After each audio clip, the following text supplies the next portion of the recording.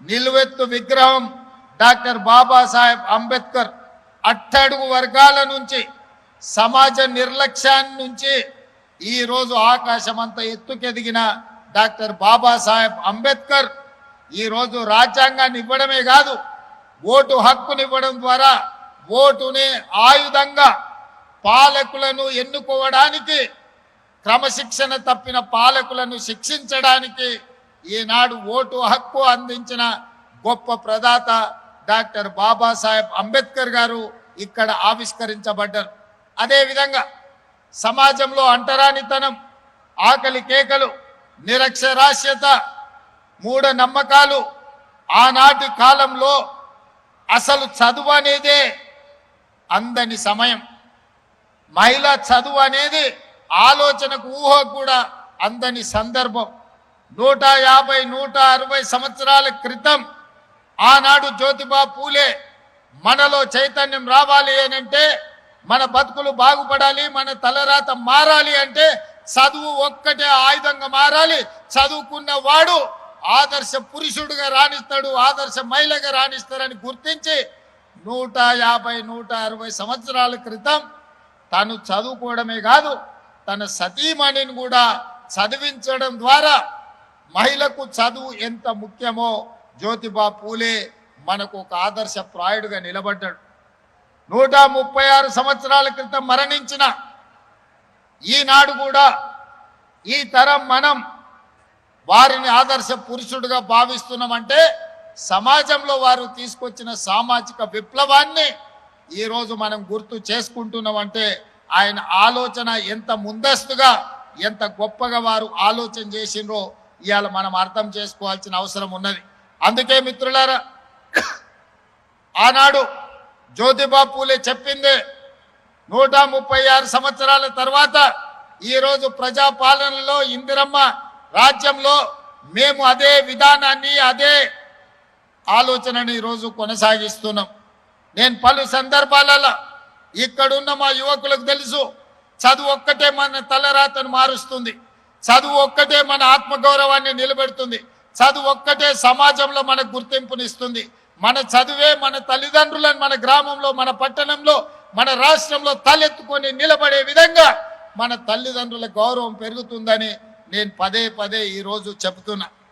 ఈనాడు మన ప్రభుత్వం వచ్చిన తర్వాతనే వివక్షకు లోనైన సమాజంలో విభజన కావించబడ్డ కులాల విభజనను ఈరోజు కులాల నిర్మూలన చెయ్యాలి అనంటే, సామాజిక చైతన్యం తీసుకురావాలి అనంటే బీసీ కులాలు వేరు, ఎస్సీ కులాలు వేరు, ఎస్టీ కులాలు వేరు, మైనారిటీ కులాలు వేరుగా రెసిడెన్షియల్ స్కూళ్ళల్లో చదువుకోవడం కాదు, అందరు కలిసి కట్టుగా ఉన్నత వర్గాలతో సహా ఒకే దగ్గర చదువుకోవడం ద్వారా, ఒకే దగ్గర కూర్చొని తినడం ద్వారా, కలిసి జీవించడం ద్వారా కుల వ్యవస్థను నిర్మూలించవచ్చని ఈరోజు యంగ్ ఇండియా రెసిడెన్షియల్ స్కూల్స్ని ఒక విప్లవాత్మకమైన మార్పుని ఈరోజు తెలంగాణ రాష్ట్ర ప్రభుత్వం తీసుకొచ్చింది.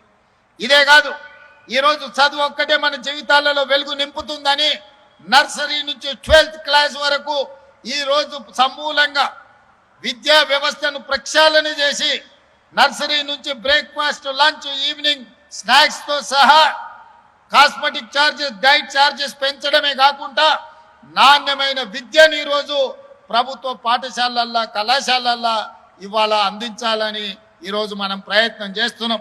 పెద్దలు ఆర్ కృష్ణయ్య గారు చెప్పారు ఫీజు రియంబర్స్మెంట్ గురించి.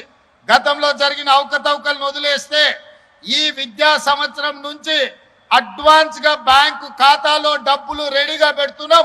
ప్రతి సంవత్సరం 2400 కోట్ల రూపాయల ఫీజు రియంబర్స్మెంట్ అడగకుండానే మీ ఖాతాలలో వేసి ఎవరి దగ్గర మీరు చెయ్యి సాల్సిన అవసరం లేదు. పారదర్శకంగా ప్రక్షాళనతో ఈరోజు మీ ఫీజు రియంబర్స్మెంట్ను అమలు చేయడానికి ఈ ప్రభుత్వం నిర్ణయం తీసుకున్నది.